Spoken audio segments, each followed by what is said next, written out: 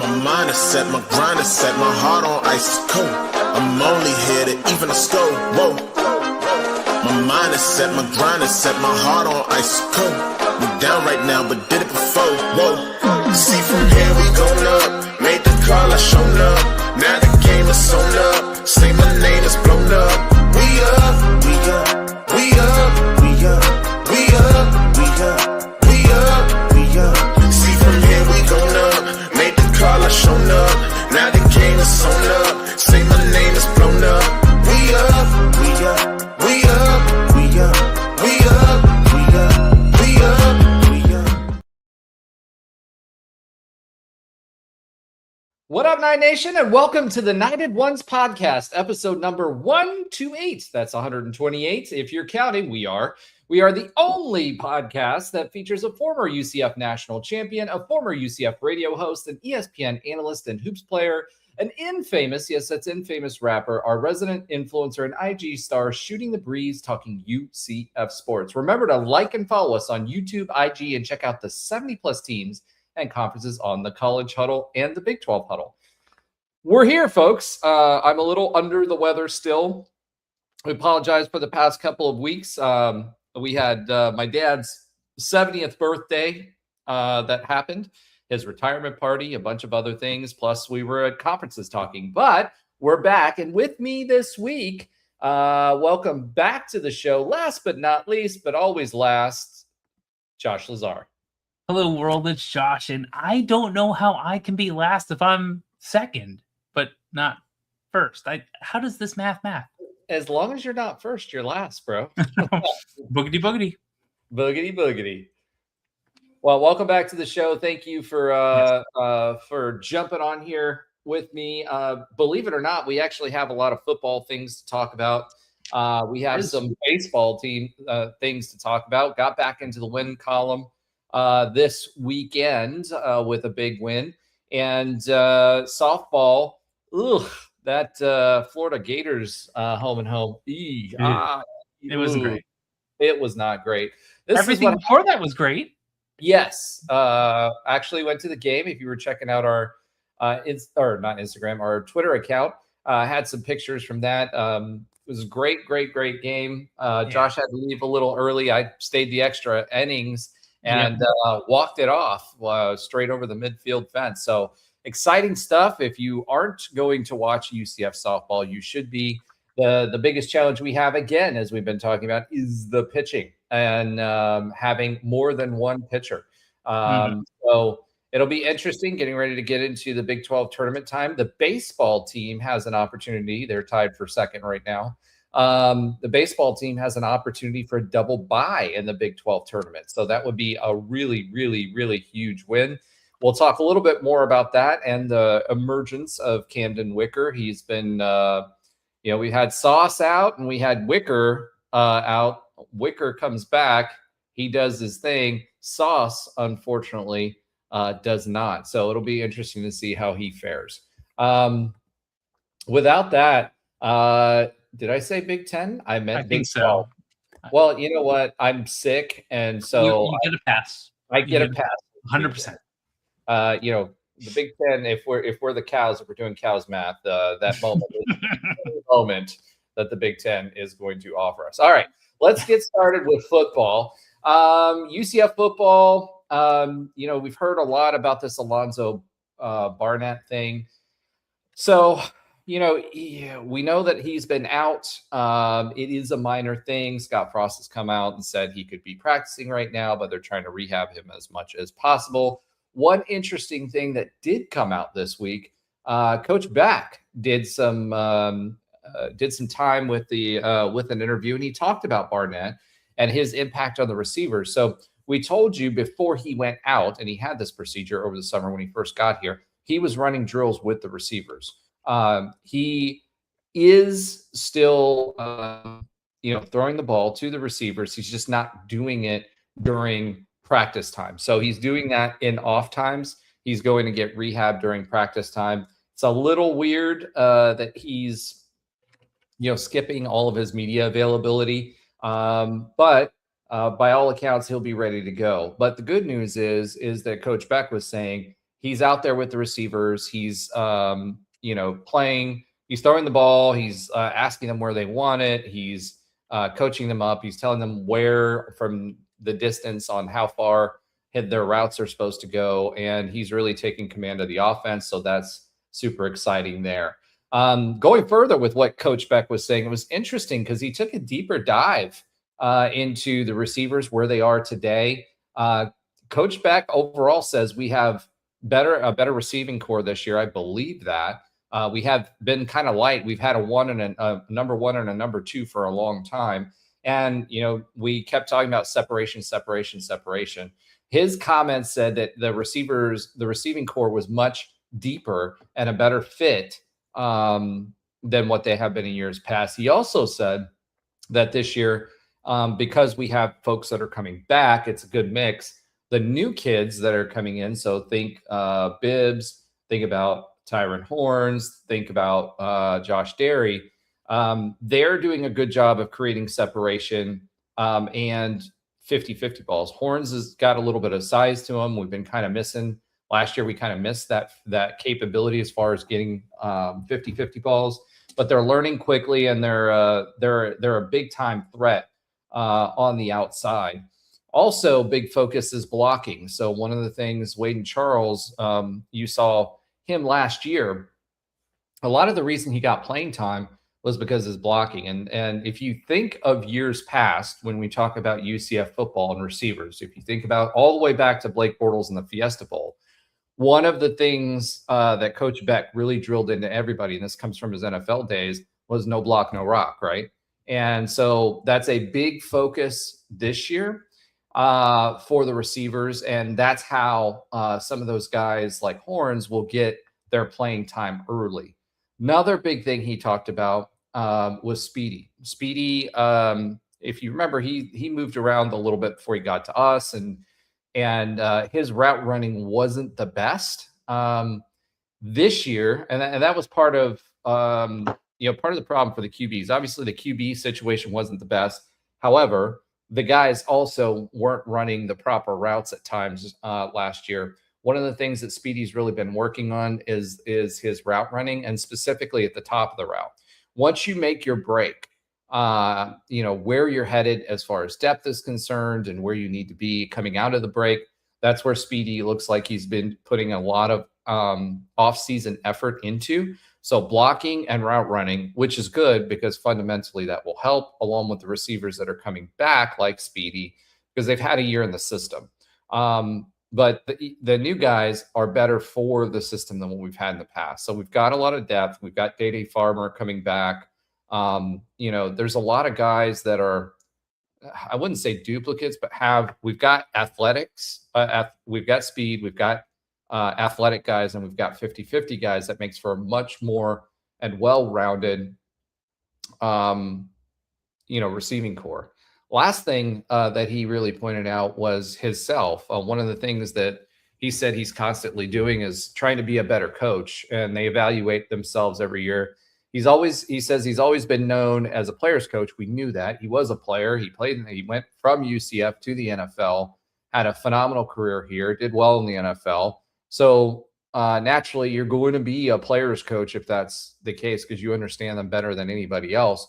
And he played that up really, really well. He said what's different this year is he's evaluated himself a little bit, and some of this was coming off of reflection last year and in the new NIL status, right? How these players are made up, what their attitudes are, because remember, he lost his job along with Frost, and he didn't have to coach the receivers in this NIL era. He did last year.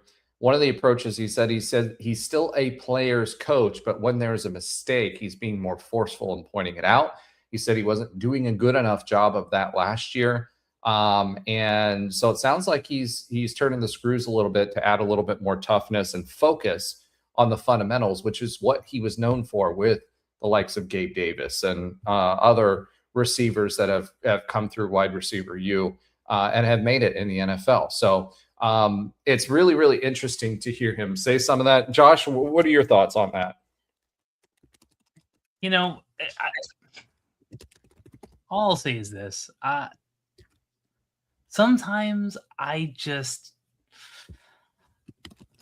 don't want to sound like a boomer. I don't want to sound like a boomer. I don't Oh want to sound boy, like boomer. I wish we could just get a framework that works for everyone and is relatively equitable. Relatively, it would be nice. And I just some of the stuff. Forget this stuff. Like some of the stuff that's happening with Texas Tech and the lawsuits from Cincinnati with Scoresby and all that. Like, I just want Sorsby, the gambler, the gambling. yeah, like well, all I'm saying is that there's just this. There's always been problems with college football and money, right? It's just been under the table. Now it's a little bit in the light, and I don't know.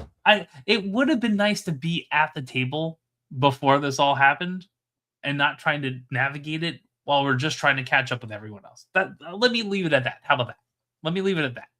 Well, I mean, here's the thing. I mean, when it comes to coaching, right, and we're talking about coaching in this new NIL era, Yeah, not talent acquisition is one thing. The role of the manager is, it's a relatively new role. Those roster managers, which is essentially what they are the GMs, right? What Yeah. that's turning into is success, right? So that they're going to dictate a lot, no matter how much you have. They're going to dictate their ability to build a roster is going to dictate who's successful, and their Yeah. pay is going up exponentially because of that's it. what I'm saying. It's this. I'm not saying I just want the old ways back. I'm not saying that. I appreciate people getting paid for their worth. I think there's some other pieces of it we just don't have yet that now we have to figure out, like the GMs and Moneyball-ish. We're probably a Moneyball-ish type of university. We have so much, but we don't have, we're specifically baseball reference. We don't have the money of the Dodgers, right? So You chose the Dodgers and not the Yankees of all people. well, the Dodgers. That's so sad because the Dodgers have actually won something with that money. As a New Yorker, a former New Yorker, right? Yeah, I use the Dodgers because they actually are doing something with the money. I will say this. I want to see, and I'm bringing this back to, I want to see just some relative uniformity. So when we have the GMs, when we have the coaches that are doing things outside of just getting the athletes, and I'm starting to go from student athletes, but they are still student athletes, getting them to be at the best they can be as people. We're going to have like GMs that are probably making a significant amount of money. We're going to have players that are going to get $4 million and maybe not see the playing field. And who knows what the contract negotiations are behind that, because it's weird out here, right? The fact that you can just go to different schools and just keep job hopping with, no long-term commitment. And we'll talk about Malachi in a bit, because I think that was a good part of his story. It's just, I yearn for a time where we all generally knew the rules. Money's great, get people paid. Let's just play by within reason the same rules. So when these coaches have to do this roster management, we know what we're dealing with, and we're not just going to have a QB who won't be on the roster anymore and maybe magically another $4 million appears out of an NIL fund and they take someone from someone else, which may happen. So I know where you're going. I think it's the big puzzle that I'm more yearning for, some type of strategy at a NCAA or a congressional level, and just like, this is what we're doing. And then we can play by similar rules when it comes to how we construct roster and how we spend money. Josh, that yes. That's just me. Keep dreaming. All right. So yeah, you're right. For the Big Ten and the SEC in that. So all right. Other UCF football news. We do have a new recruit, late cycle recruit that was added on the 20th. We got a commitment well, not late cycle because it's 2027 recruit. Yeah. We got a commitment from Jamal Robinson Jr. out of Mater Academy in it's a charter school that's out of Miami, Florida. Interestingly enough, he's got size. He's 6'2", 170. He's a 3-star ranking currently. I imagine that will probably go up. However, some significant, we scoff at three stars, right? But he's got some significant offers. His offers included Florida, Missouri, Florida State, Indiana, Syracuse, Pittsburgh, Wake Forest, West Virginia. And that's the power schools, right? And it's still early in the recruiting cycle because it's only 2027. This is a 2027 recruit, right? So there's going to be more competition for that. But the fact that he committed again, it's a verbal, it's early, but he committed to us. That gives us some of that size that we were looking for. And it's interesting too, given what happened, what happened later with the draft and all of that other stuff. And if that's a little bit of a bump for that, but Miami 3-star is pretty solid. That still holds true relative to everybody else. So that name popped. It was not there. We've had a bunch of visits that have been happening lately, but I was not expecting a commitment. He is a top 150 kid in Florida, which is, means he's pretty talented. And I expect for his senior year, he'll add to the numbers that he's had already. And, anytime you can add a 6'2" receiver from the Miami area, that's a top 150 in Florida. That's always a positive. On top of that, go ahead. Oh, all I was going to say is that who is his recruiting coach? Becton. And if I'm hoping he sticks for multiple reasons, but it is good to have former Knights or people or people that really believe in the university still here and still doing the work. Because when you have him talking about, just this morning or recently about we have a deep wide receiver room like you were talking about earlier, and this is what pops up in a very similar time frame, I wish Trey was on, because I'm sure he would have a great thing to say about him too. Well, I will say this with regard to Coach Beck. One of the things that was going to be a challenge for him, he spent a lot of time in Florida, right? Developing recruiting pipelines. He did it under George O'Leary, which was tough to recruit when we were at that point. And he had that. Then he left for Nebraska. Then he was out of coaching for a while. So he's coming into a whole new crop of high school recruits. So he had to kind of rebuild some of his network. We also had a mass exodus of Florida coaches going to Georgia, moving to Georgia, because Georgia pays more for their football coaches than what Florida does. So getting him reestablished, I think this is, pulling kids out of Miami. That was always has been a focus for us. And being able to pull a kid out of Miami over Florida, Miami, FSU, etc. That's always a positive. And I think it bodes well for the future in recruiting as far as that's concerned. One thing that we were expecting that finally happened was QB Logan Flaherty, who was an early commit to us and was a highly rated QB. He finally decommitted. So womp, womp, womp on that, but not wholly unexpected. All right, let's talk about the draft. That was an interesting situation. And it's not just interesting for us, but it's also interesting for some other in-state schools who had a little schadenfreude about our first-round pick. So as we all know, NFL draft edge Malachi Lawrence taken in the first round with the 23rd pick overall by Dallas. I'm happy that he went 23rd. They were going to pick him actually a couple picks higher if that trade hadn't happened. But this is an example, probably one of the few examples that we'll see anymore, of a UCF recruited under Josh Heupel of all people. This was a Heupel recruit, as much aligned as he has been as a recruiter. Mm-hmm. Stayed with us through, what was it? Josh Heupel, Gus Malzahn, Scott Frost, 3 different coaches. More than that as far as defensive coordinators, because this is an edge guy. More than that when it comes to D-line coaches. stuck with us, made it through the NFL draft, worked hard, got invited to the combine, worked hard, went before Nigel Kelly, in which we'll talk about him in a minute. Yeah.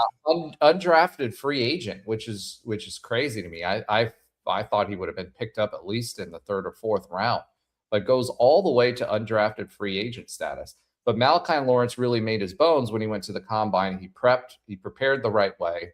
And then, from a personality perspective, at least with Dallas, which is funny because it's Jerry Jones who picks these things, really talked up his commitment to UCF as a pro for him,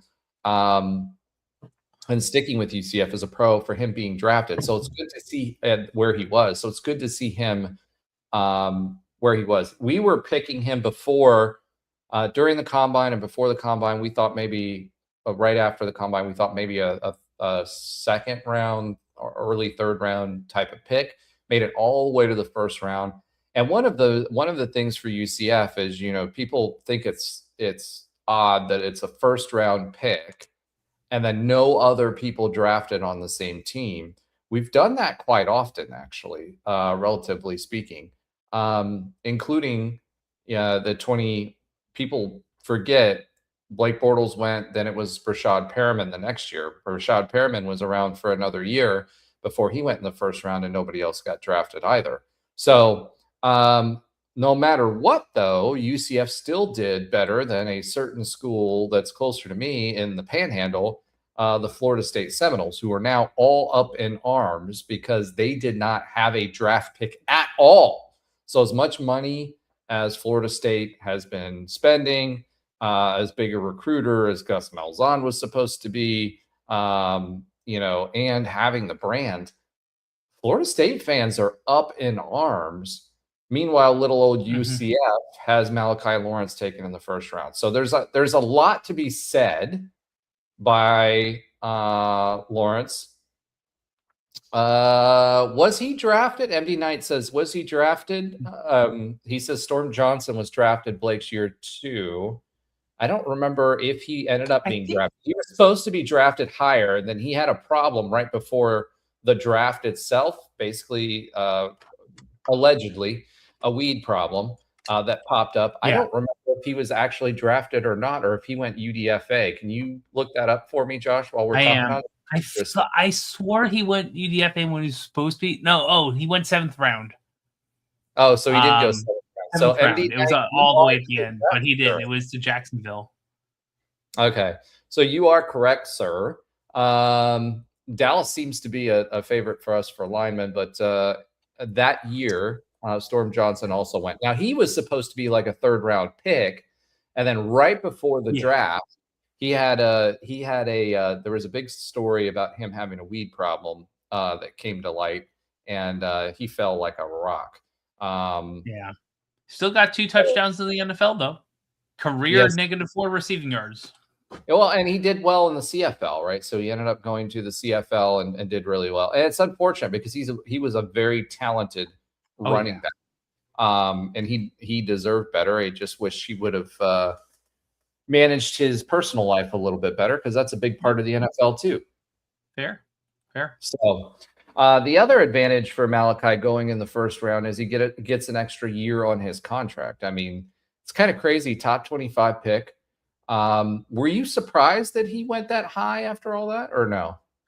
I mean, personally, it seemed like the winds of draft were happening, right?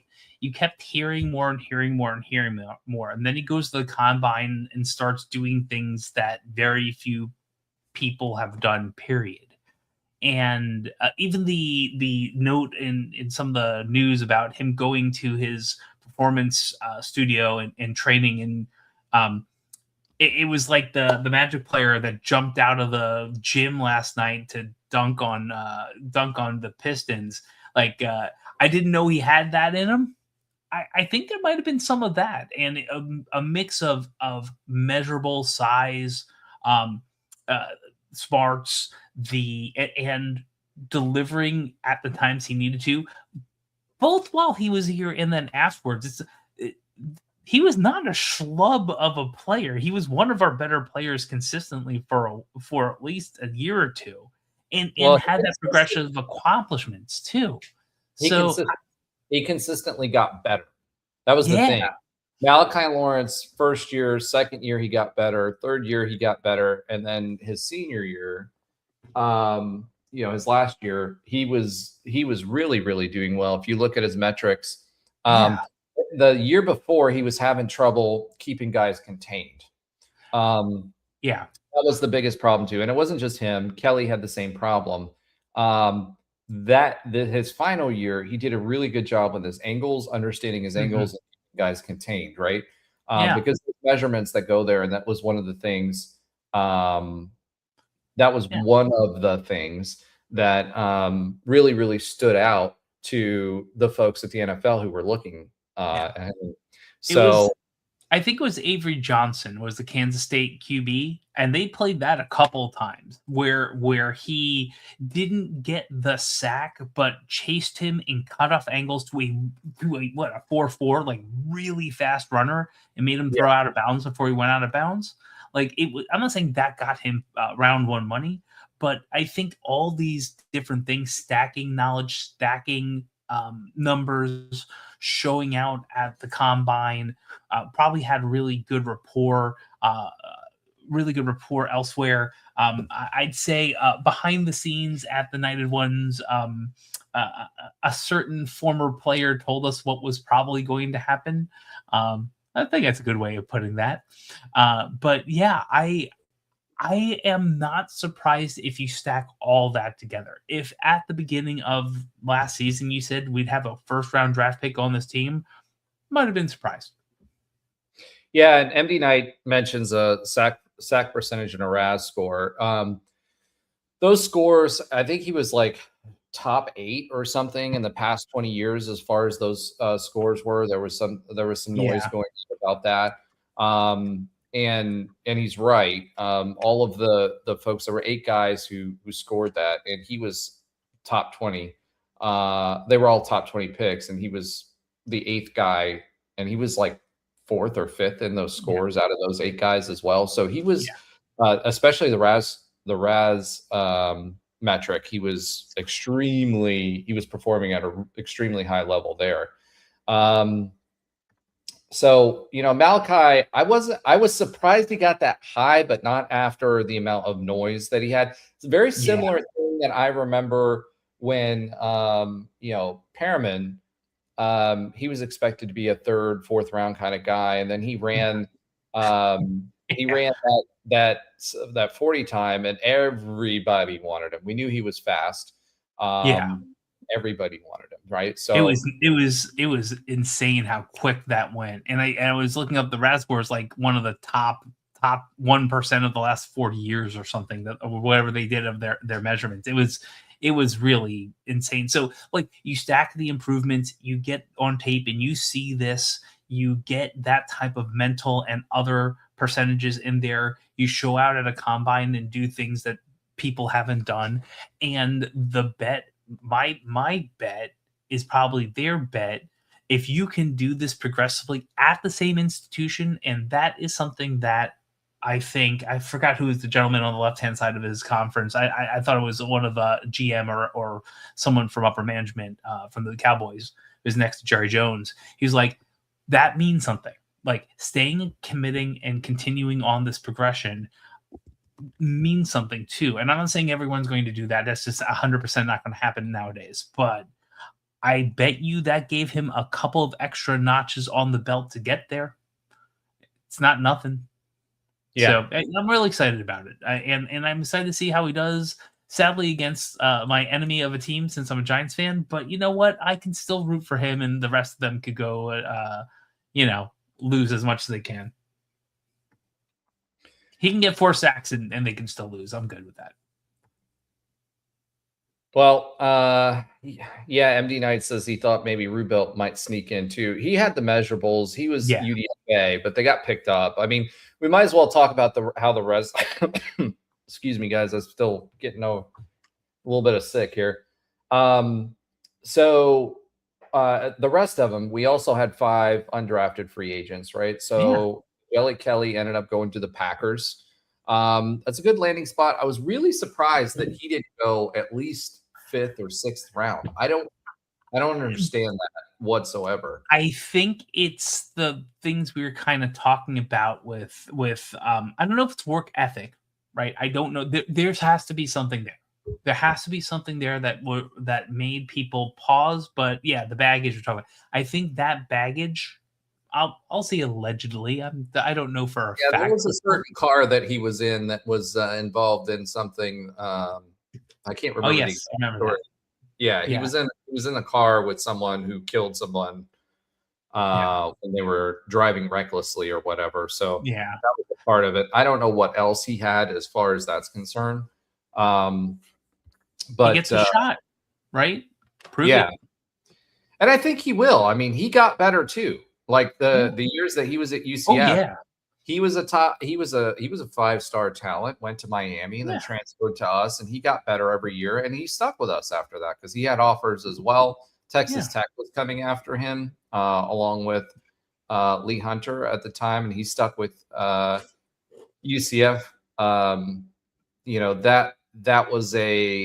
That was a major part of his growth, and he showed it his last year. He was way better than what he had been. Now he was getting double teamed more, which I think opened up some opportunities for Kelly as well. Or for Malachi. But that one surprised me. It really, really did. Everybody else, not so much, right? Montgomery went to the Pats. It seems like we have certain teams that like us. Jags is usually one of them. Bucks is one of them. Those are obvious. They're Florida teams, right? Packers, we have a few that go there, but not a whole lot. Pats usually pick up a few of our guys. Josh Sitton has a ring. Have a ring. So we had Nixon. So Kelly went to the Packers. Nixon went to the Packers. I think he will do well there, actually. Montgomery went to the Pats. Lawson went to the Vikings. Vikings usually pick some UCF players as well. And then Paul Rubelt went to Tampa. So that'll be interesting to see what he does, what Rubelt does with the Bucks. He's the ultimate draft prospect, like the project. Ultimate project draft prospect. 100%. And I wouldn't be shocked if at least one of these guys makes a 53, or at least someone's on a practice squad, or maybe at least someone's on a practice squad. I feel like we know that there's talent there, but it doesn't matter how good and talented you are.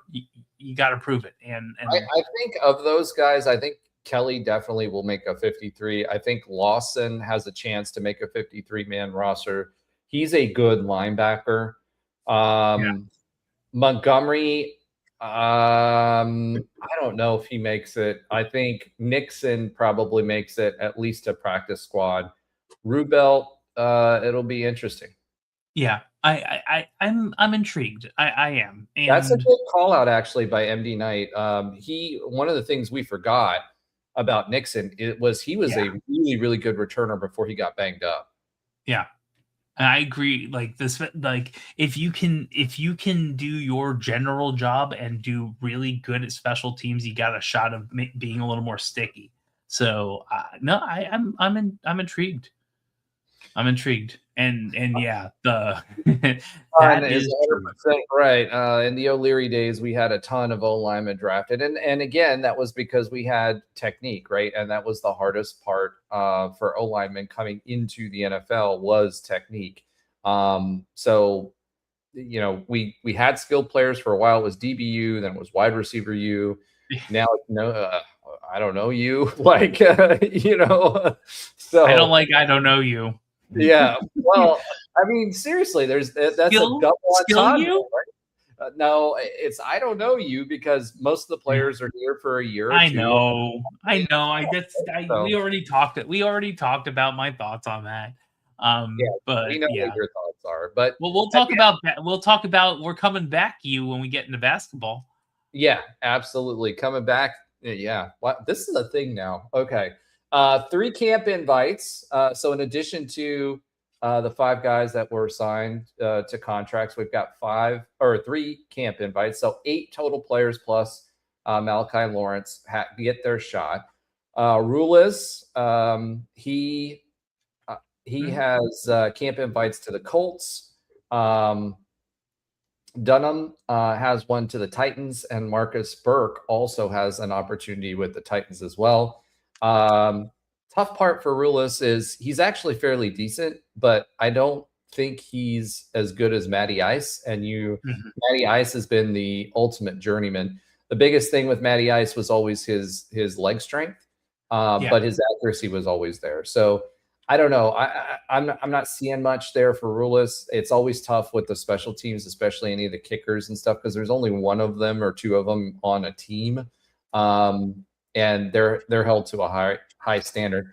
Philip Dunham, his problem is size. I think he has an opportunity with the Titans. He's got the talent, but size. And then Burke, I don't know what to make of Burke.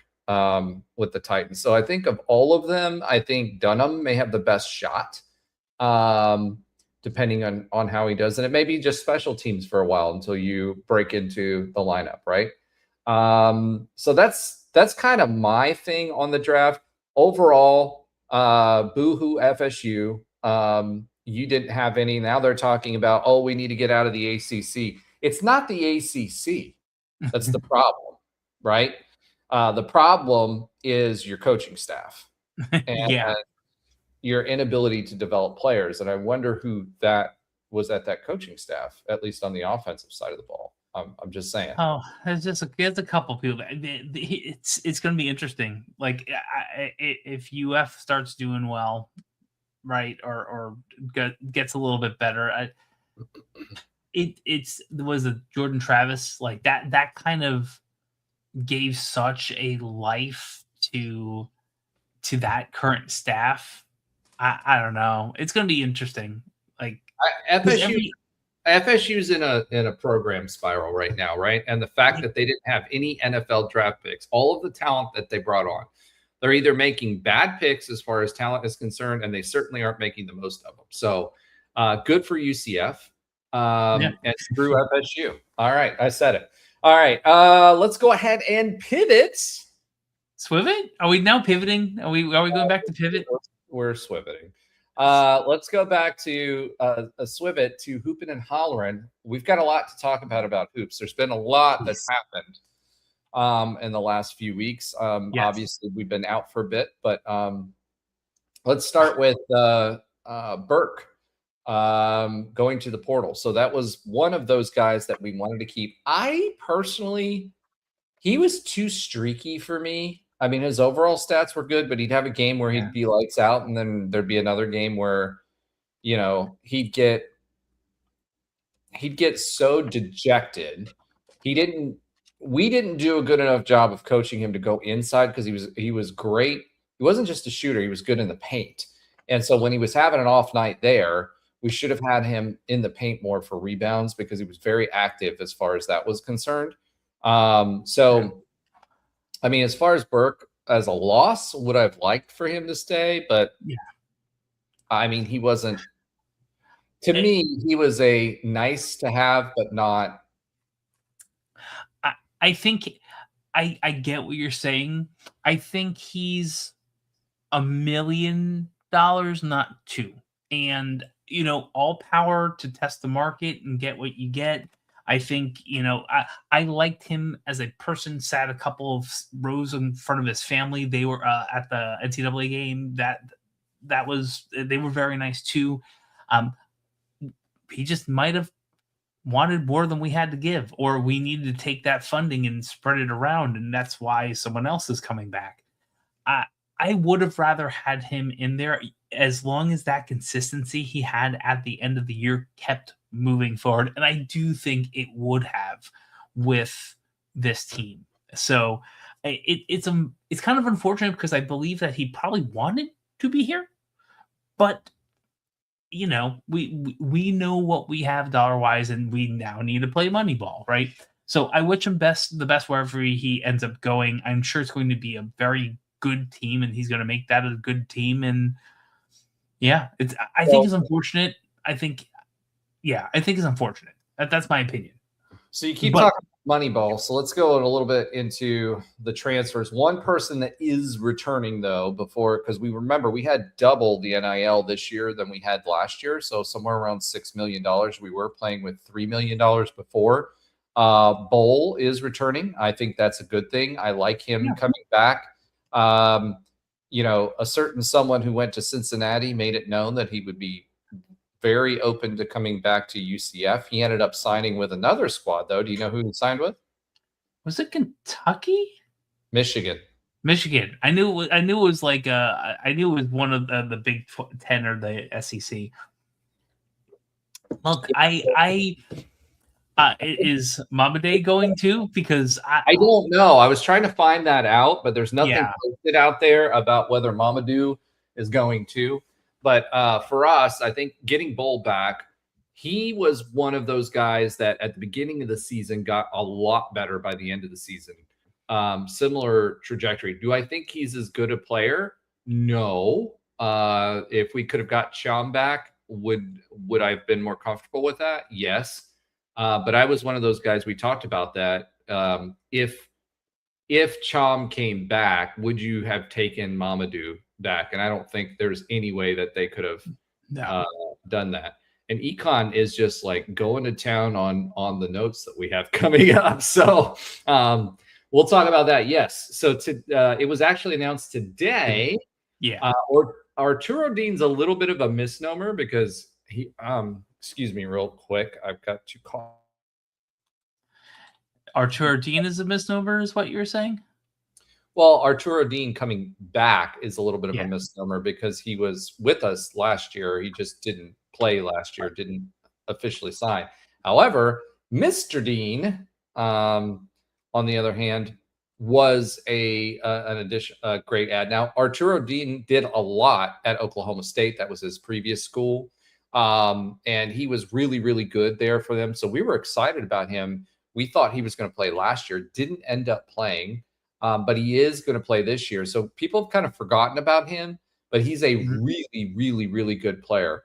Mr. Dean, which is, I love that name. So if you're his parents, right? What's the thought? Listen, I think it's great. It's a sign of respect to be called Mister, right? I love it. I love it. And that's all truth. This is not like, if you know anything of me, I'm very unabashed of being just me and not like sugarcoating things typically.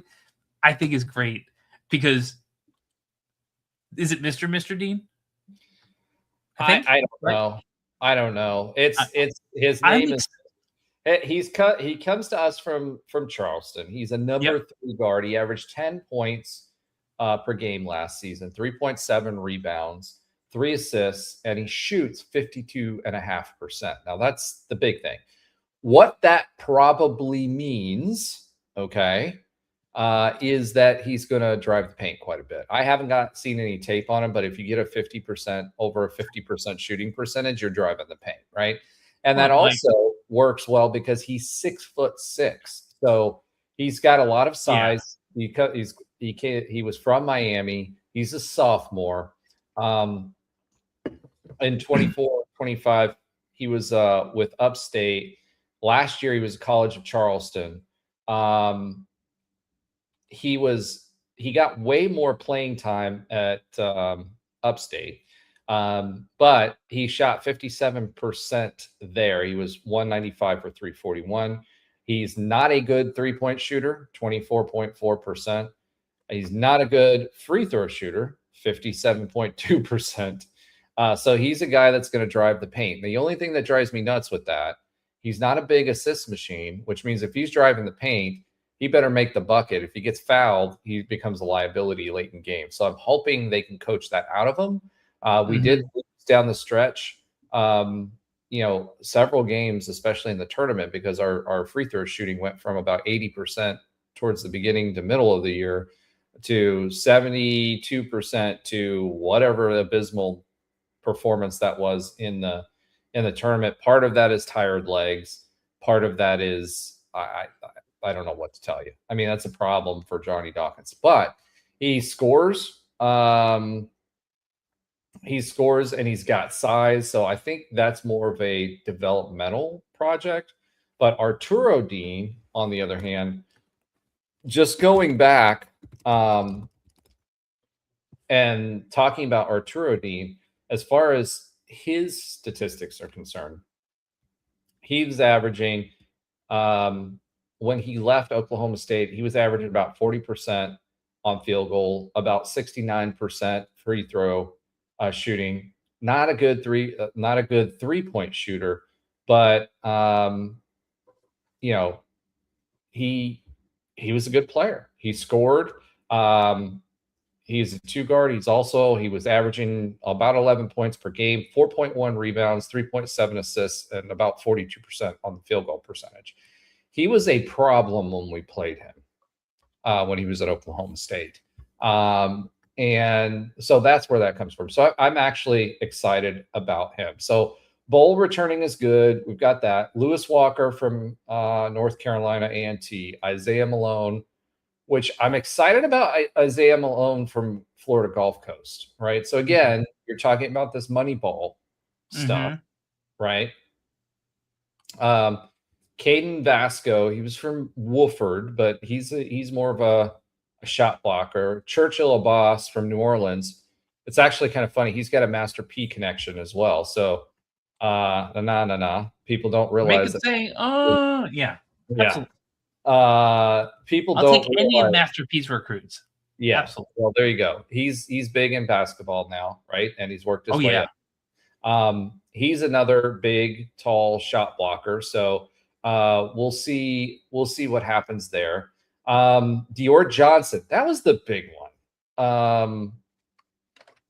What do you think about Dior Johnson coming back? Are you pro Dior Johnson coming back? Are you upset about it? Like, how do you feel about Dior Johnson coming back? I mean, he came in with a big name, and there was a lot expected out of him from a scoring perspective. Didn't do much here. Was kind of all over the place. Was undisciplined. Went and moved down, tripled his average, and now he's back. So how do you feel about that? I trust the team, right? I trust the coaches. It's the same reason why I trust Coach Scott Frost on the football decisions they make as a team, right? There's a reason he's back. And my only hope is that we can find more talent that we can work with. Maybe they go up or down, up a level, down, probably usually down a level, do well and want to come back. To me, that tells me that his leaving had nothing to do with their coaching staff, which I generally would doubt. He went to maybe get more money, get more playing time or something. No, he didn't. He remember, he was part of that class of the what do you call it? He was with Mikey, I thought. Yeah, he was in that class where he was coming out of high school and he was super highly rated, but he had issues, right? So he was part of the reclamation projects, right? Yeah. He didn't take well to the coaching and the rules, and he was also very selfish. Now, he went to Charleston State last year, and Econ's right there with our notes. Sometimes I feel like Econ's in our notes. And it's Tarleton State. It's not like Charleston. Tarleton State. It's Tarleton is how I've always heard it. Tarleton. Yeah, Tarleton State is what I've always heard it at. Anyway, it's in Texas. Just as a reminder, he's 6'3", 185. He's out of New York. Highly recruited player out of high school. Went down to Tarleton and performed. Bumped his average to 24 points, shot 51.8%, also shot 53.8% from three, which that's a big bonus for me.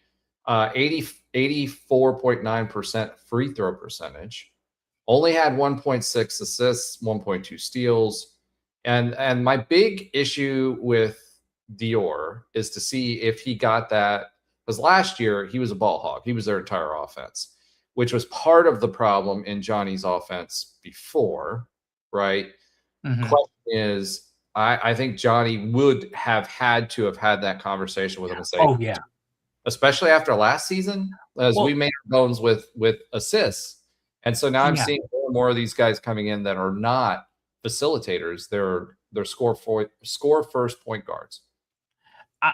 My hope, first of all, yes, Johnny and the crew absolutely had to have that conversation.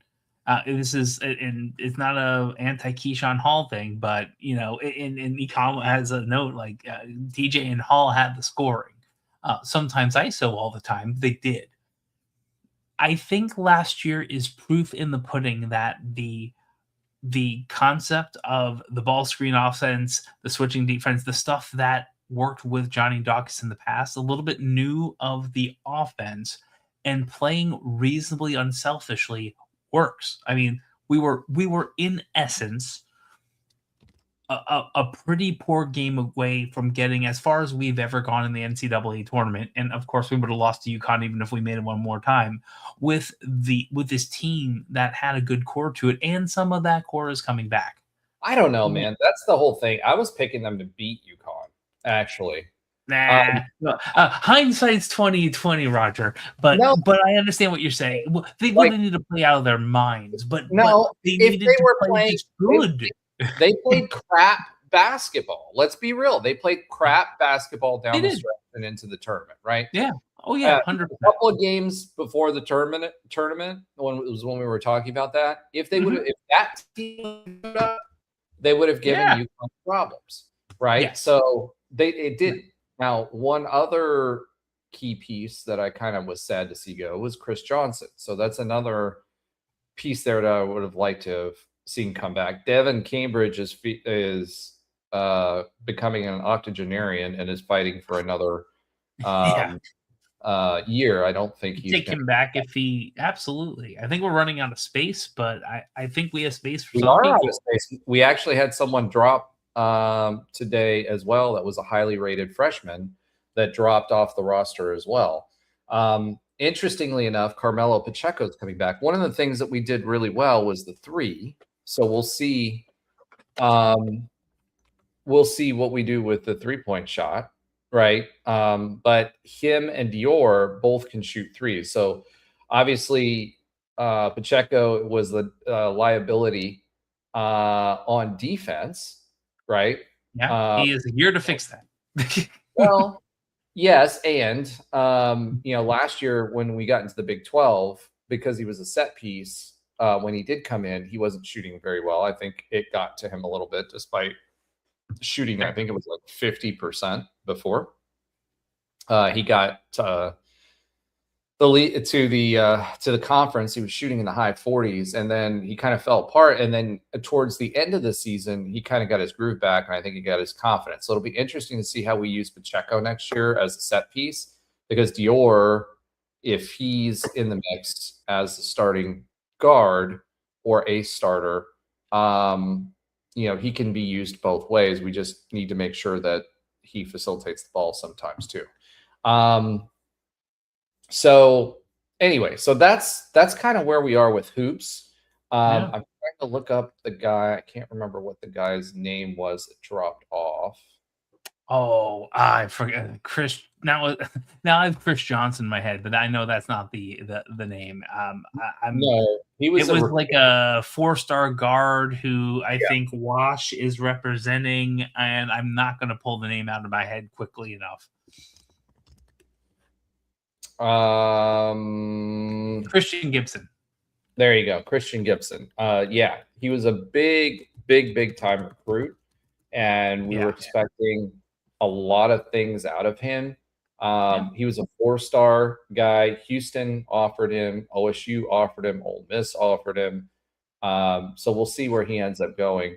He was out of Houston, Texas. He was 6'4", 180-pound guard, class of 2026 guy. He'd been committed since September of 2025. Wash did his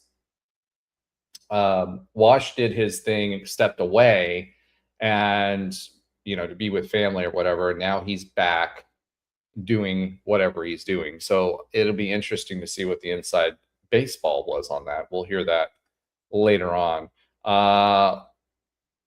Trivia. Niels Mahowski, that should be a name that you guys all know, who was recruited here a couple of years ago, was Vasco's teammate. Interesting. I didn't know that. So good call out on that, Econ. All right. So overall, how are you feeling about this year?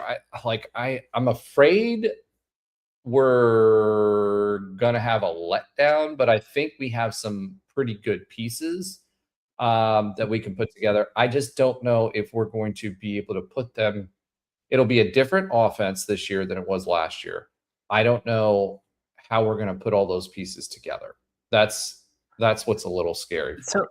So here's the difference.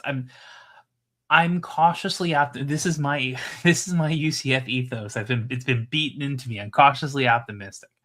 And the reason I'm cautiously optimistic is that we have pieces from last year who are going to be leaders. We have pieces that we know are good and know are fan favorites and can improve. We have the coaching staff to get them there. We have pieces that make sense. We were talking, you talked on the side with the Dean brothers having, averaging over 2 steals a game each. We have some of the defensive minded things that Johnny likes. We have the people who can score. We have 3-point shooters.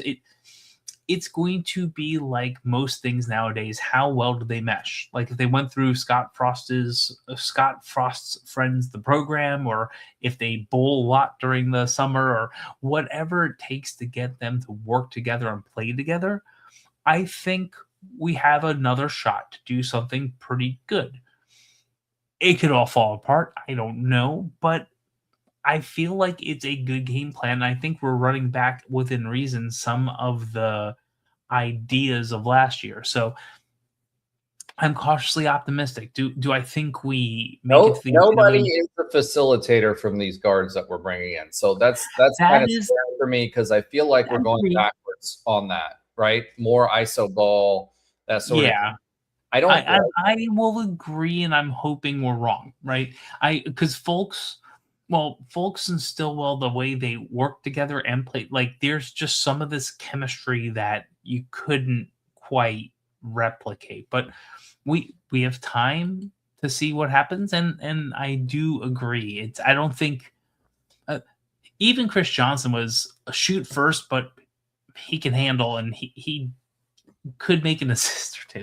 He wasn't ISOing every time. So he could do what he needed to do. His biggest problem is he couldn't break the press for nothing. Fair. So I'm cautiously optimistic. I see where this is reasonably going. I need to see them 5 games in against like a Texas A&M. Like I want to see them pass the easier games, get some type of challenge in the early season, and see what happens. All right. Let's talk about the NCAA tournament. We do have some news as well for the women's side, but let's go ahead and talk about the tournament. So the tournament was up for expansion, and as of today, it was approved. Both the men's and women's tournaments were approved to go to 76 teams. So what do you think of that? Okay. The playing tournaments are kind of cool. Right, I actually think the play-in tournaments have value. If you are ever going to get a 16 seed to win a game, for the most part, it's going to have to be in something like that. We're just at a different time, right? Because of the way the money is going, that's just how it's going to be. And we had, unfortunately, but fine, Texas got into the play-in, right, and did make some noise with that. So anything that expands more NCAA tournament games, I generally like. I like where they're going with this. It's more stuff to sell. It's more funding for the entire group. I want to see its implementation. I I don't know. It's I think it's a money not grab. like it is a money grab, but it's not like it's only 130 football teams in a division, and now you have 60 games and bowl games, and everyone goes to a bowl game. There's still 300 some odd teams. Grabbing what 8 or 10 more, getting to 76, and going past the 68, it's really not going to. It's not going to, quote, include so many more teams that half of the sport gets into it. It's still a prestigious thing. No, it won't. And that's my and- problem with it, though, Josh. That's my problem with it. Is it's not going to include any more teams. It's going to be more SEC and Big Ten teams. That's all it is. It's a money I grab. think there might be a few more Big 12 teams, and I'm okay with that. And Maybe, I will, but I I don't will say think this. I will say this. Okay. The one last thing. NIT is getting kind of nerfed. The CBI, who the heck cares anymore? The Crown might be good because there's money behind it, and that's where some people were going to. I think this is also a shot at every other tournament that's trying to glom on to March Madness and pull good teams from that. It might be a competitive thing too, if I'm being honest. But you're right. It is a money grab, and if it allows us to get to the tournament a little bit more easier, I'm going to say this way. It is a money grab. And even with your example with the CBI and the, what was the other one? There's the Crown, and there's a couple of the other. There was another one. There's the CBI, and then there's another one. Anyway, I can't remember the name of it. I'm sick. So yeah, the point is those teams, you're not going to get the teams that went there that were good, quote unquote, mid-major teams that got there, just didn't quite make the tournament or whatever, or, were in one big leagues and then they had a tournament. NIT, that's what I'm thinking of. That had that one bid leagues and they couldn't get there. What you're going to get is more 8 and sub 500 SEC and Big Ten teams, which I mean, look at it this past year with the SEC. The SEC was not great. They did terrible against the Big 12. And look how many teams they got in this year. They shouldn't have gotten that many teams in that they did. Texas definitely shouldn't have been in.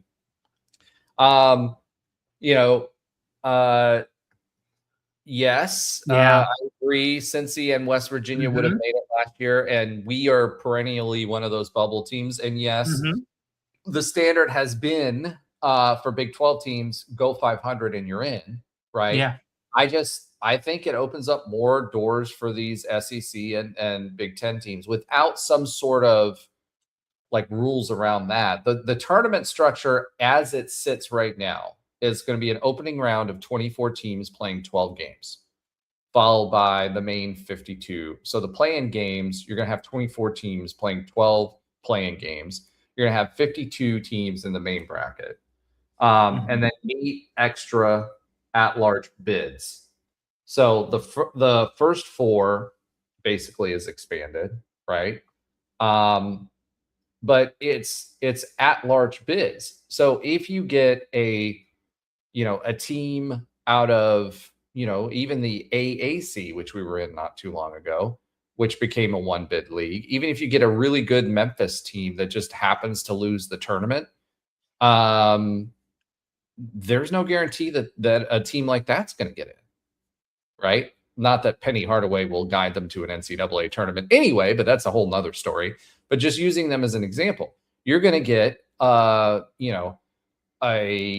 sub 500 Ole Miss team or a sub 500 Big Ten team. I'm telling you, that's how it's going to work. So the way it works, opening round, 24 teams with the winners advancing. The 12 winners from the opening round join the 52 teams that receive the buys. Basically, that's what this is, into the top 64. And the opening round will occur over 2 days, Tuesday and Wednesday, across 2 sites, with Dayton, Ohio being one of them. So let's play this out. Let's just go net. Net. This is nets through April 6th, 2026. Let's just go pure by net. The teams that would have made it in theoretically, just net. I'm not going to go down to the Oklahoma State might have made it in. We're getting close. 68 through 76 are Wake Forest, High Point, Wichita State, Grand Canyon, California, Arizona State, Yale, LSU, and Colorado. Now, I don't know if now Yale gets in because they made it to the final of their tournament and just lost it at 22-7 versus Southern USC at 17-14. But I don't think they're going to like, oh, Oklahoma State's 20-15. Let's put them in, but they might have had a shot. Hofstra is 22-11. It was going strong, and their 90s are good. I don't think that's going to happen. I don't think Syracuse is getting in at 15-7. I don't think LSU honestly is getting in at 15-7 from the SEC. But you may be right, and I think that's going to be the interesting part of this when it happens. All right, do you judge a 15-18 Providence? What were the Big 12 teams in net? The Big 12 teams in net that were in that range. Arizona State at 73, Colorado at hold on, pause. Arizona State was 7-11 in conference. Do you think they deserve to make it over a one bid league? I think I might have been 6-11 conference, but probably not. And this is why it's not. That's why there's a committee, Roger. Yeah, but no, you're right. I would say 6 Yale 12 probably Oklahoma State.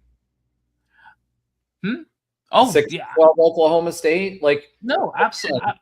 They're 20-15, right? But their strength of schedule was terrible. Yeah, that's what I'm saying. Like, it is our hope, and this is always going to happen. People who are number 77 are going to be upset. But the hope is that the committee can go and understand these things and make the best tournament they can. I don't think so. I think this is going to be another. If people are hoping this is going to get more deserving teams in, I hate to tell you, but that's not going to happen. Oklahoma State was not deserving of the tournament last year. Neither was Colorado. Cincinnati was Arizona State. Cincinnati was 9-9. UCF was 9-9. BYU was 9-9. They all made it to the tournament, right? That's been the bar, is that 500. Arizona State was 7-11. I just don't see it. I just don't see it happening.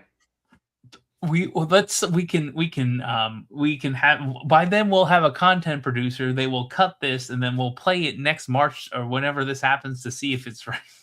All right. Well, based on the way that the SEC went this year and how they were ranking them and everything else, I don't have a lot of faith. Okay. Let's go ahead and talk about Gabe Lazo and his contract. So that was released today. 5 years, first 3 years guaranteed, 2026 to 2027, 2027 season through 2030-31. First year makes $450,000. How much did Satia Messer make her first year? I don't know how much was the first year, but I thought it was $650,000. I know she made about $3 million total. First year was $650,000. Then she went up to $7 million and change. So when Terry said we could afford this basketball coach, that's why. Year one, $450,000. Year two, $550,000. Year three, $600,000. The unguaranteed years, $650,000 and $650,000. If any seasons, 1, 2, or 3, the first, second, or third, which at this stage he's got a lot of work to do. Yeah. Or UCF women's basketball reaches the NCAA tournament or 20 games or more, inclusive of conference tournament play, then years 4 and 5 are automatically guaranteed. So there's a potential for him to do that. If he does any of those things, he's better than Satia Messer. So yeah, he might be back near Abe and Joy if he gets to that point. I mean, look, I think the bet, and I love this. I really do, because to me that's a show me, right? That's and honestly, I think he was going to be at LSU if that was it, and then popped over. Assistant coach. He has an assistant coach, which, and this is where I was going, might have been a $400,000 job. I mean, there's a big difference in the money and prestige of NCAA. I'm sure Gino's assistant coaches are making more than this, but okay, that's a completely different stratosphere than what we're doing. I love this. To me, this is a prove it type of contract that allows him to do his job with his resources and contacts and what he's built as a recruiter, bringing in other coaches to help with the day-to-day management to build him up to, great CEOs bringing people typically equal to, if not better than them, if they can, to build up the team. I think this is a wonderful way to show, don't tell on something that objectively a couple thousand people are going to show up to, sadly.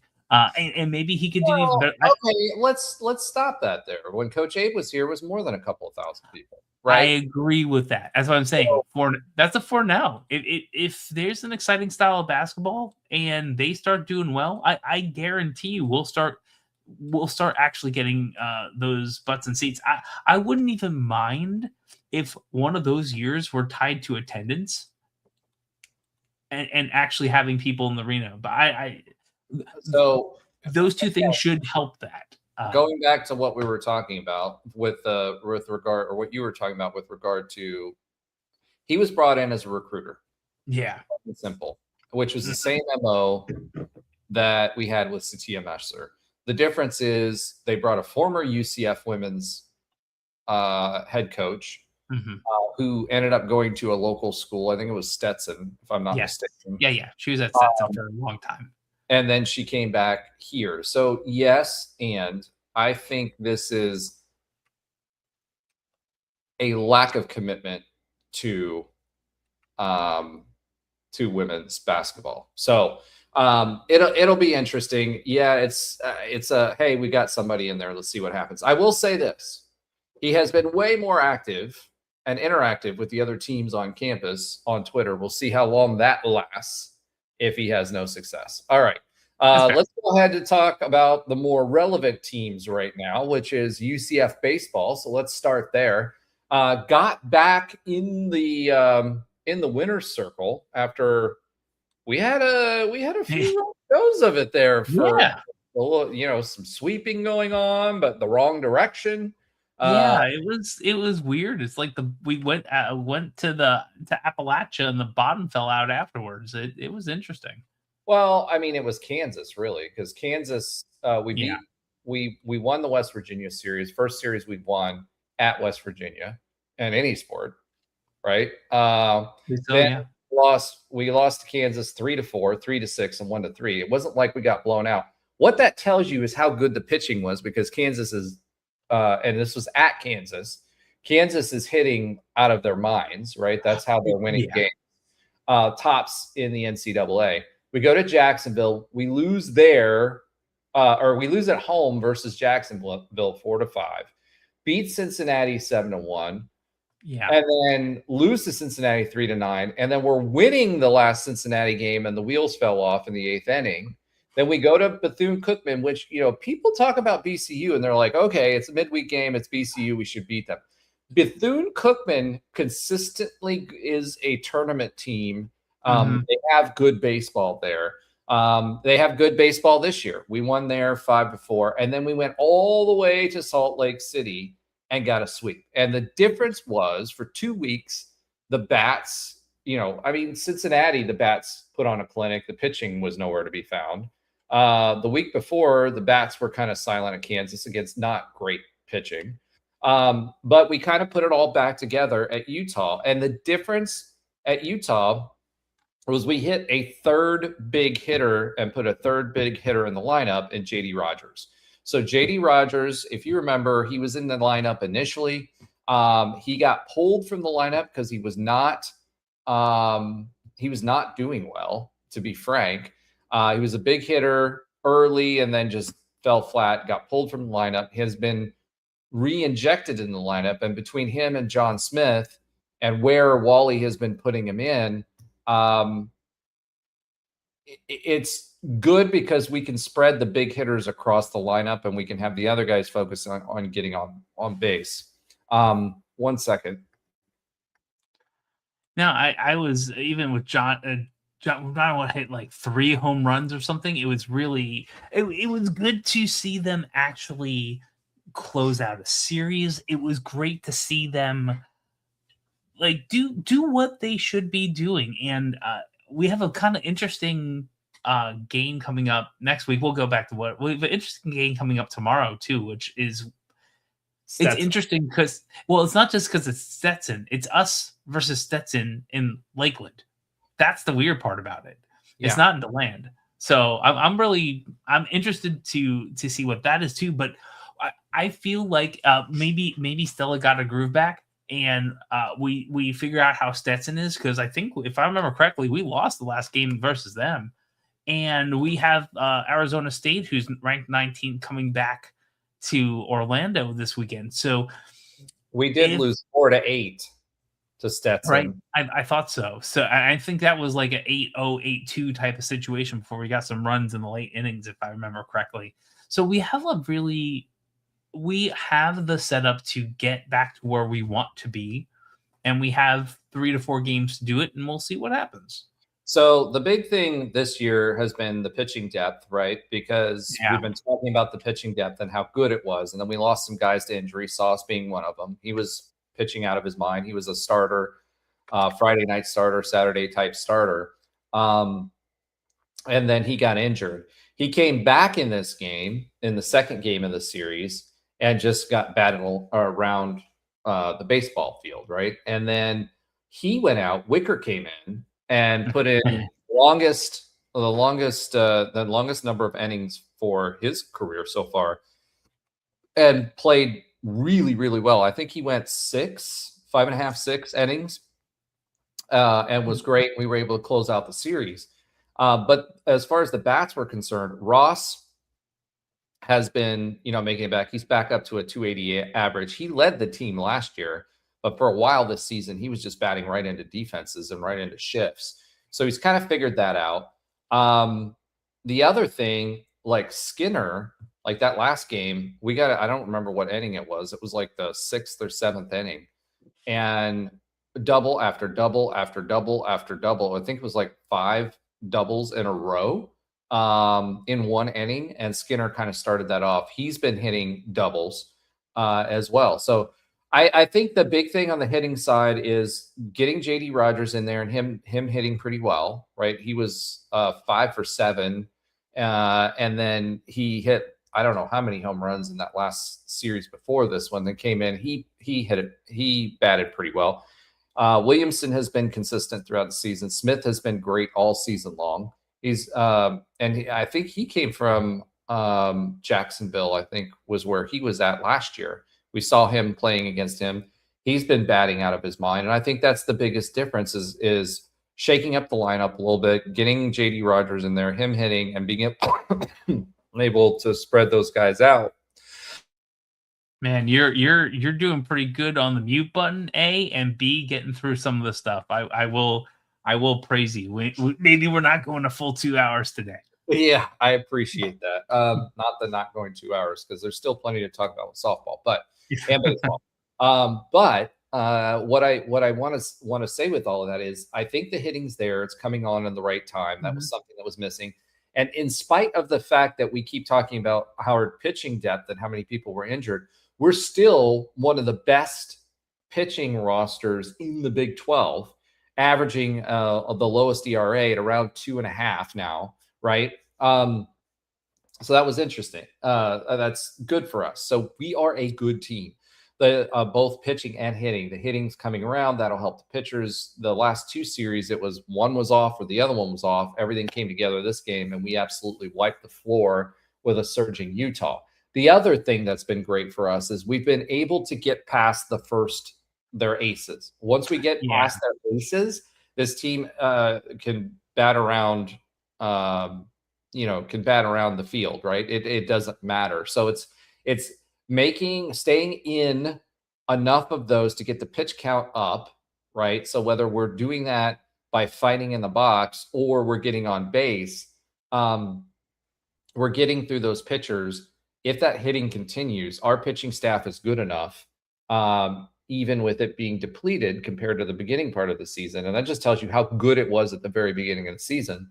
It's still good enough to be a competitive team. Now, will we get back into a regional? I don't know. It's going to take a little bit more. We're still not ranked. I was kind of surprised we weren't ranked. I was expecting us to be ranked, but I think it's been twice now that the pollsters have had us ranked high, and then once that happened, the bottom kind of fell out. So I think we have to earn it a little bit more. We did go 4-0.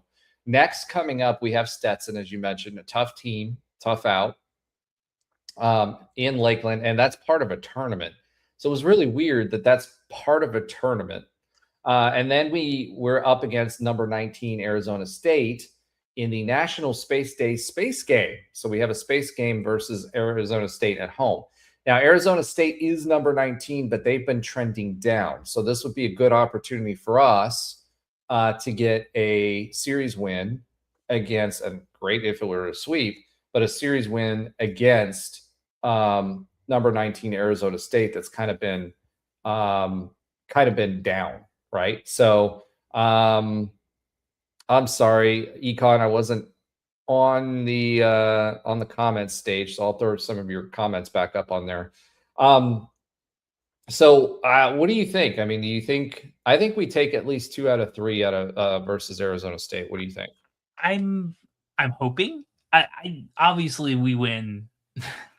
Obviously, we win that series and we're back to being ranked. I think that's pretty obvious.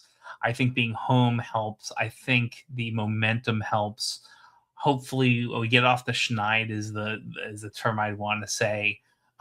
I feel I wouldn't even go and hedge cautiously. I feel optimistic that 2 out of 3 is doable with where we're at and how we're feeling right now. And it would help if we win that midweek game. I know it means not nothing. It doesn't mean absolutely nothing, but I feel like the sweep and one more win and we stack and we get our mental, our minds right to go into probably the toughest series before the Big 12 championship, or could be the toughest series before the Big 12 championship. Yeah, I mean, I think we're positioned well because ASU's been on a slide. I think playing Stetson, I think this team's better now than they were earlier on in the season. If we win versus Stetson, it's crazy for me to say that. And then we take 2 out of 3 in Arizona State. I could see us jumping up into that 19 to 20 range pretty easily. And it helps us if we want to host a regional, right? Or even be in a regional at this point, right? Yeah. So right now, as far as the standings are concerned, we are number 2 in the conference and tied with Arizona State. Now they have a better win percentage than we do. They've played fewer games. So for now, this would put us squarely at number 2. I don't think anybody's catching Kansas again. But again, this is a team that was preseason supposed to be 14th in the league, and we're definitely battling for supremacy of second and a double bye, and that's the biggest piece of this as well. So the only other thing that I would take away from all of this is Sauce was not Sauce. Sauce didn't have the sauce; he was sauceless, right? So that's the part. I'm hoping he gets better. He wasn't. He didn't have the placement that he usually does, and again, he was coming back from injury. That would have been nice to have him come back to what he was before, but he just isn't there yet. So interesting to see that. As far as the standings we're 14-7. So is Arizona State. They're 8-4 at home, 6-3 away. We are 7-2 at home, 7-5 away. And they are 31-14 overall. Actually, it was the opposite. I'm sorry. They have a better win percentage and they played more games, and we're 25-15. So if we get to, I think 30 wins, we're lock. 40 would be preferable, but if we get to 30 wins, I think we're pretty much a lock there. Okay, that's what we have for UCF baseball. Let's go ahead and swiv it yet again. Swim it. To a little bit of listener love, and then I'm going to leave. I've been taking the softball update from Josh at the end, so we'll get into the softball. Stop taking my work. No, Yeah, it's perfectly fine. Yeah, and we could talk about it because I was at 2 games, you were at 1, so we could just talk about it straight up. I'm fine by that. All right, well then let's swiv it to UCF softball talk, and then we'll get to our love. They deserve All it. right. So Josh, why don't you go ahead and start with UCF softball? Yeah, so softball did quite well. They're still ranked. I think they're still ranked 17. There's I think a ranking's coming out today or late tomorrow. It's interesting. Usually we'll get a ranking on Monday or Tuesday, and I didn't see the news of that yet. But they're 36-14-1 since the last time we were on the air. As Ryder said, we were both at the first game versus then number 25 Kansas. It was 3-3 at the bottom of the 7th. It was 8-30 p.m. and I was out with my daughter's softball team, and we were all like, "Yeah, it's a school. It's not a school night, but we had to play the next morning, so I didn't want her to be out until like 11 p.m." So we dipped, and then right after that, by the time we got to Portillo's, I texted Roger like, "Did they hit a 3-run home run?" And they won 6-3. We actually took the next game by Econ. There is crew news. That's later. We're not doing the quick updates yet. I love that. So they demolished the second game. I think it was 9-2 on Saturday. I hate this, but it happens. We dropped the senior night game or senior day game 2-4, which is unfortunate. Kansas is a good team. They are a very good team. So it was a good win. It was a couple of good teams. That game we were at, that was tight, and even UCF was like fighting back after going down a little bit early and just kind of small balling it. A couple like a run and inning to go from. I think they were down 1-3 and got a run in the 6th and a run in the 7th, I think, and then finished it off on the 8th. But they did a great job of beating a ranked team twice. It was great. One that was ahead of us too in the standings. Yeah, it was great. So after that, I went to the UNF game. That was I forgot what, Tuesday, Wednesday, Thursday, one of those games. Days blend now. But we went to I think it was a Wednesday game. And so one of the scores I haven't seen on a scoreboard in a while. So UCF was down 0-1 in the first inning. UNF, who they're facing, had 1 run, no hits, no errors. So it was 2 walks and 2 sac flies got in that 1 run. And after that, Lena was out there. It was a group effort. Vega wasn't pitching, and it was a group effort of just really good, not number 1 pitcher on the mound. They didn't give up a run the rest of the inning, and it took a little while, but they slowly chipped away and then got a couple of runs at the last couple of innings and won 4-1. So, and UNF is not a slouch of a team. I think they're like 70 or 72 in the RPI. So they're a good team, and live they did a really, really good job. I'm glad we won that. Here's the thing that killed us so far this season in the standings as far as the Big 12 was that sweep by Texas Tech. Kansas and Oklahoma State, we beaten both of those teams. We had that one tie. Otherwise, we'd be tied for 4th place right now with Kansas. We're technically in 5th place, but we beat both teams ahead of us. So we own the tiebreaker there. If we were 13-8, I could see us definitely finishing in 3rd, or maybe even higher, because Arizona is 15-6, Texas Tech is 19-2. Again, the pitching injury early really hurt this team. I think that Absolutely.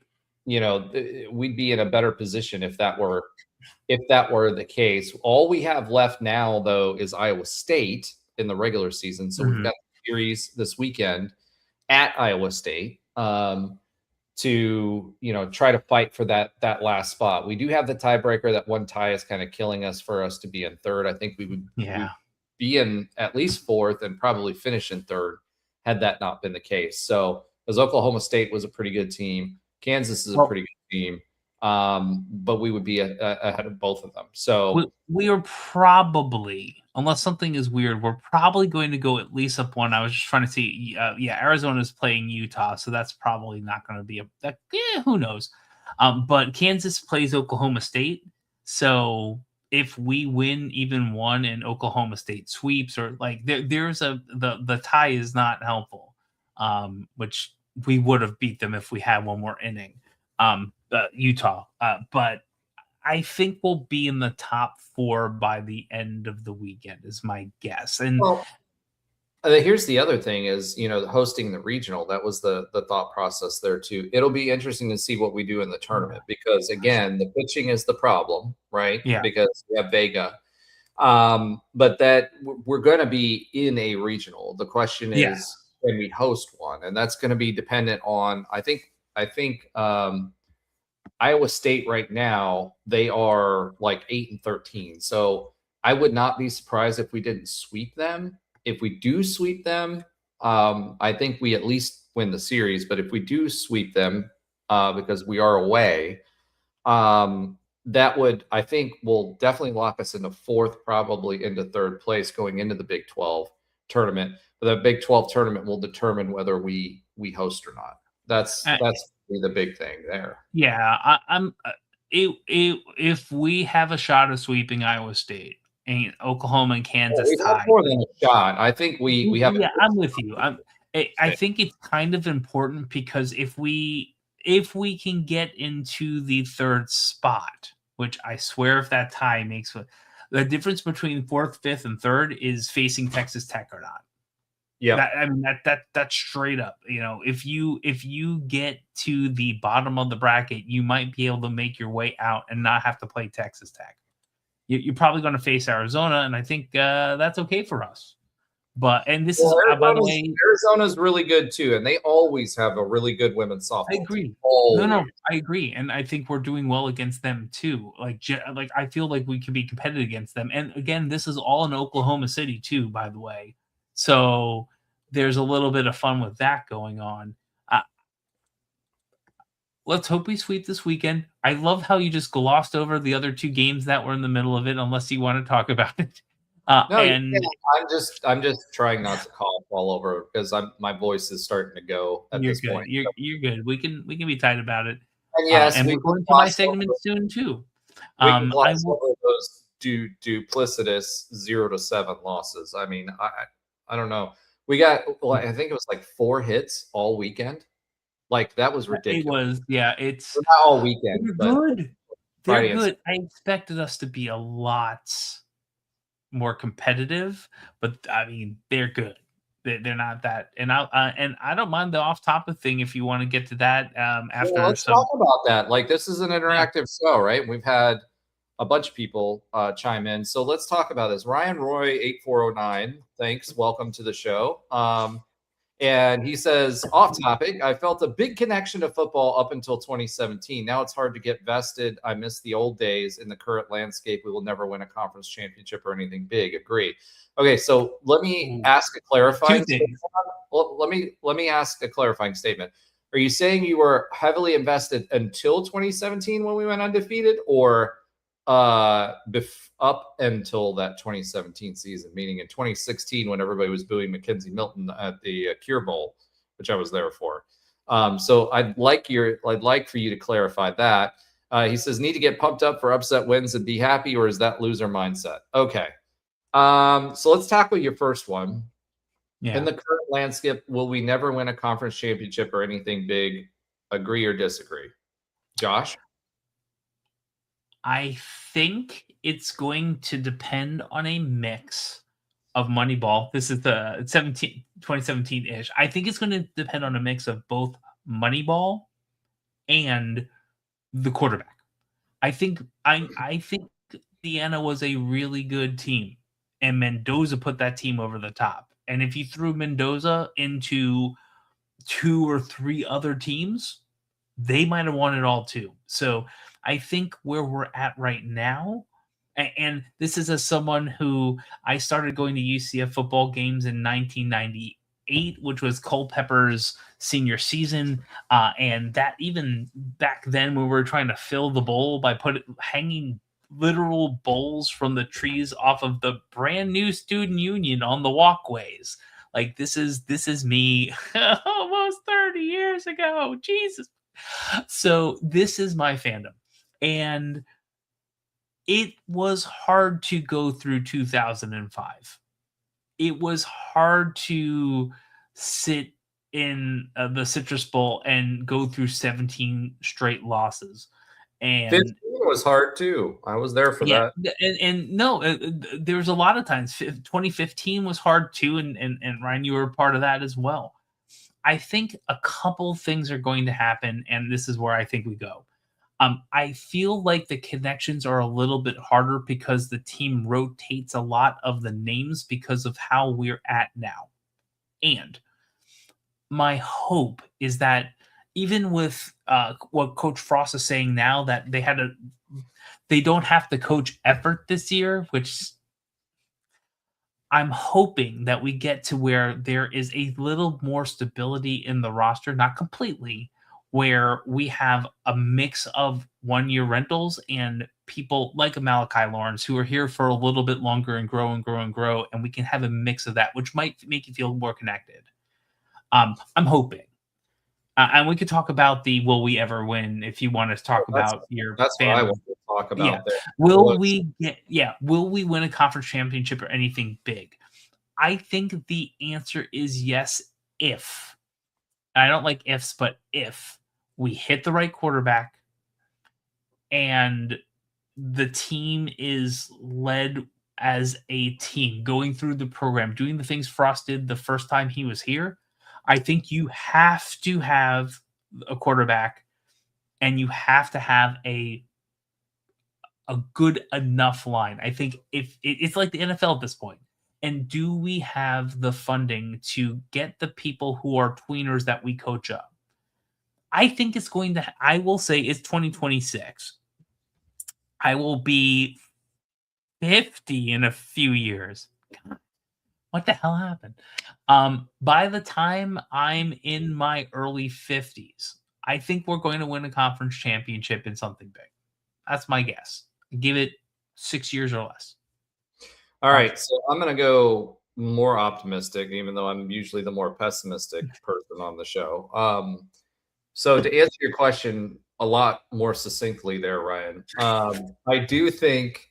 You wanted me to fill time. I didn't want you to fill time just for time's sake. All right. That's fair. Anyway, point is, I do feel like UCF will definitely compete, and I think we will win a championship before then. And here's why I think that. One, we were hamstrung for a while. One by Gus Malzahn. I think that was a complete waste. For those of you that followed us over from Nightline, when that was announced, Andrew and I were on air live recording in the middle of it, and he was all excited, and I was like, I think that's going to be an abject failure. Unfortunately, and Gus kind of won me over because the first couple of years, but then it just wasn't happening. Wrong coach, stuck around too long. Great guy, met him before. Yeah. Good human, right? Yeah. That being said, which I saw Christy, they posted that they were getting ready to move again, which she wasn't happy about. It was like the 17th time in their career and 30 years of marriage. But anyway, point is, UCF has always, and it used to be on an 8-year cycle. We join a new conference and we end up running the conference the last year. Now, we've done more with less, right? But by the end of our dominance, we've always been one of the top 1 or 2 as far as athletic department funds is concerned in each conference that we dominated. That's not going to happen in the Big 12, unfortunately, as long as Texas Tech is around. And I want Texas Tech to be around for a while. I do think that UCF, because we are in Florida, and I do think if we get a few wins on our belt, people want to root for UCF, and I think people will come to UCF. And I think, yes, quarterback is important, but I think coach is more important. And I do think the line, and more specifically, the depth at quarterback and the depth at line. That's the difference between UCF and previous conferences and UCF as a Power 4 team, is that being able to get the depth that we need at those positions, the line, offensive line, and the quarterback position. Everything else, we don't have a problem getting skill players, and you can get budget skill players even in the NIL era. We've been winning with 3 stars or borderline 4 stars for a long time, and I think there's enough movement there for us on the skill players that we can cycle through them. I think the challenge is going to be the quarterback and the line. We've been hamstrung this whole time. We haven't had the money we need to. The collectives are coming back, which makes me, again, this was a mistake by Terry, and we said that before, is that he shut down the collective that we had going for a while. And that's coming back. So between the collective, we got the institutional support transfer from UCF. So UCF is 100% behind this football program. Cartwright is still supporting the football program. So I think as long as that's in place, I don't see any reason why we don't win a conference championship. And I think before Josh turns like 75, like he's talking about. Please. Yeah. So, I mean, guys, he's already 67. He's going to be retiring soon. So, yeah. Oh, sorry. For those of you that are listening and not watching, he just did the 60. Anyway, point is, that meme is cooked. I think as long as the institution supports the football program, which I think we're going to, that's been a tradition here. I think that we will continue to do that. And I do think that we'll get the linemen that we need. Now, as far as Frost is concerned, first Frost versus second Frost, this is going to be a different team, different offense than what you're used to seeing, different linemen, etc. So, I like it. I hope y'all are right. Josh did this. Yes, he did. And to Econ's point, Power School's biggest advantage is in great linemen. That will determine the season for UCF. That's the one thing I'm worried about for this season, because we've, again, patchworked a line from a bunch of different places, right? Yeah. So when we're talking about, will UCF win the conference? Yes, I think we will. Will it take as long as Josh thinks and that it's going to be the 2030s? I don't think so. I'm wrong too. And this is the year that we finally get to start building. We have the money that we were going to get. Yes. Plus we have the institutional support. So I think this is really year one for UCF. And again, that's because of power conference football requires, whether you're in the Big 10 or the SEC or the Big 12, requires you to have that depth in those positions. Skill positions are easy to get. Linemen and quarterbacks are not. That's where we're going to have to compete. And that makes all the difference in the world. Mackenzie Milton was a perfect example of that, right? Now, as far as being disconnected to football, I think most of the fan base, unlike you, Ryan, were more connected with that 2017 team. They were still connected with that 2018 team, because that 2018 team almost went undefeated too. I mean, they did during the regular season, right? Even the 2019 team did well. 2020 COVID wrecked us. Josh Heupel left. We lost our identity for a while, right? So at the end of the day, I do think that UCF will get back, and I think it starts now. Because even with basketball, we go from 3 million to 6 million, which isn't like the top of the conference. It's not 11 or 16 million like some of these teams are spending, but 6 million is decent for NIL, and I think the same goes for football. We will make sure that works. Agree. Econ, BYU, and Tech, especially BYU. BYU is fundamental smash mouth football. That's what they've succeeded with, and they've had good quarterbacks. They haven't had great quarterbacks. It's almost like O'Leary ball, right? Is what it feels like to me. Hot take question. I'm going to add take in there instead of hot question. If we don't get good QB play, regardless of reason, would Frost ever fire KZ? No. Nope. Frost is not never happening. Fire KZ. No. He'll fall. Not happening. And I will tell you, it's interesting because the reality is at this point, the QB play is going to be so intriguing because you're probably going to have a new one every single year. So, yes, that's not going to. I don't expect that to happen. I also believe that is because KZ is going to do the best he can and is a good coach and going to become probably a great coach over his time. So I think it's more likely that KZ, if he wasn't up to snuff, would leave than Scott Frost firing him. Yeah.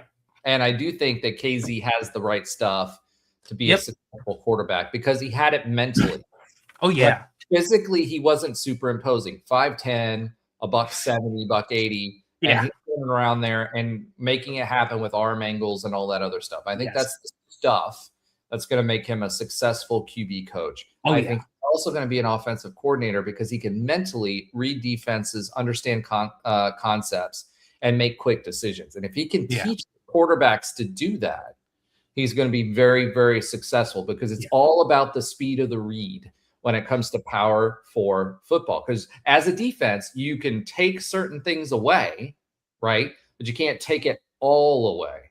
So I agree with you. And nobody's thinking that, Ryan. Ryan says, for the record, I love KZ, would never want to see him get canned. Agreed. I don't like anybody. Everybody loves KZ, right? But at the end of the day, I think more so than that, I think he will be successful because he's got the mental capacity as a quarterback. He's played the game and he understands the speed of the read. And I think that decision making and getting quarterbacks up to that, there's quarterbacks that are dropping 2 seconds off of their decision timing by being able to read it. And this is where I think the biggest problem is for everybody in NIL, right? Outside of maybe the SEC, which can develop, and the Big Ten, is that we're renting quarterbacks, right? And because we're renting quarterbacks, most of these guys are not putting in the time or have had enough time to get those that focus from someone. They're just trying to teach them the offense, let alone getting them to the point where they're quick enough to read the defenses to understand where they should go with the football pre-snap. And that's the difference between successful football teams and non-successful football teams, right? And so I think that from that perspective, and KZ, I think that he has the ability to do that. There's been a focus on it.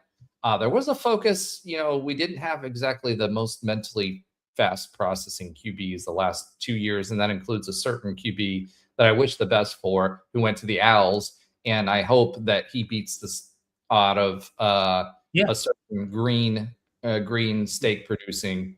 He has a vengeance tour for that. Yeah, I hope he does too. So, I agree.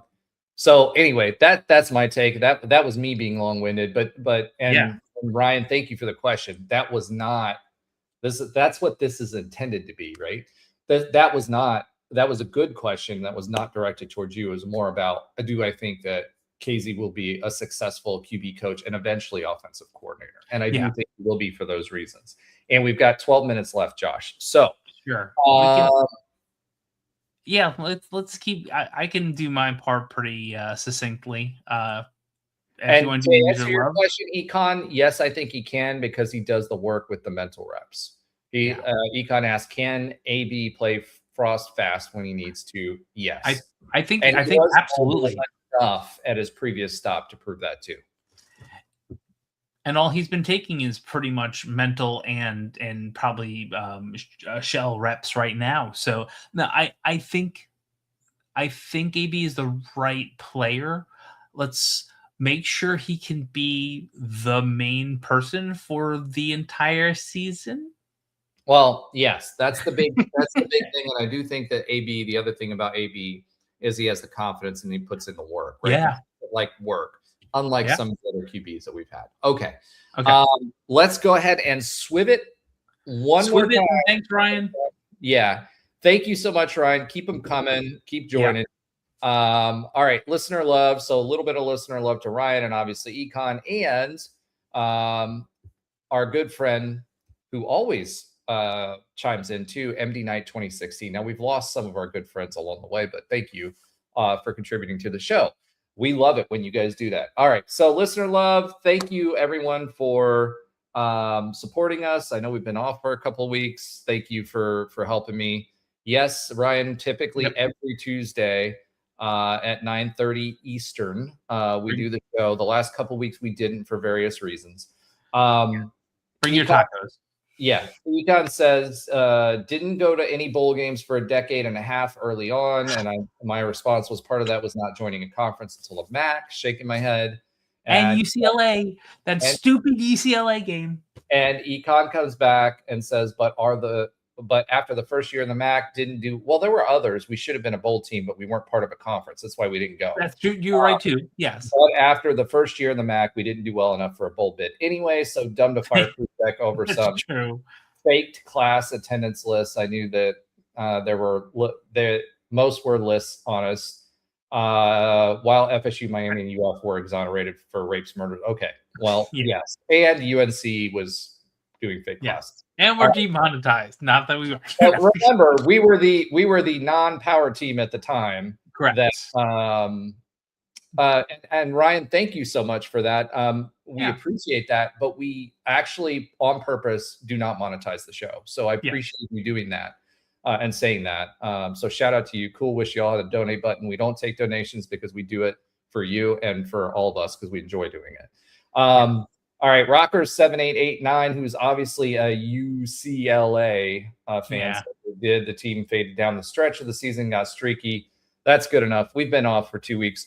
We're running short on time. So Josh, without further ado, let me go ahead and turn it over and we will swib it to Josh's sometimes funny fact of the week. And Ryan, we normally have 4 cast members here as well, right?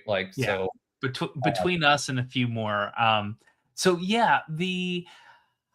the easy one. I had a couple of decisions to make, but this is simple. Who's been to the NCAA tournament more, women's tennis or men's tennis? Oh, that's a great question. I don't know.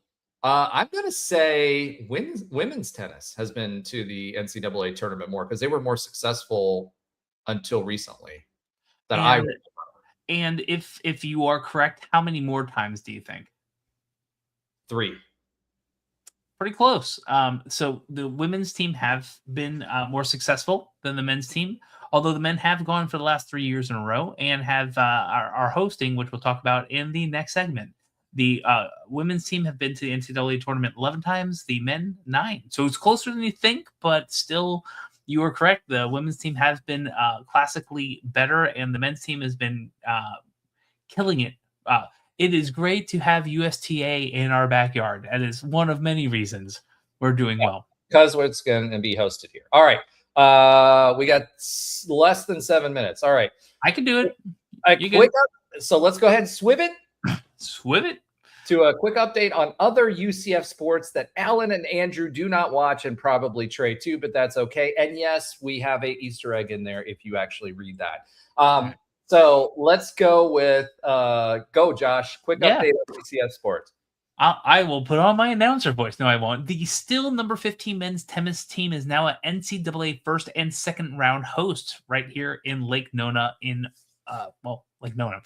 They ended the season 20-6. They lost to number 10 Arizona 1-4, beat Arizona State in Tempe 4-3 with that Arizona double dip.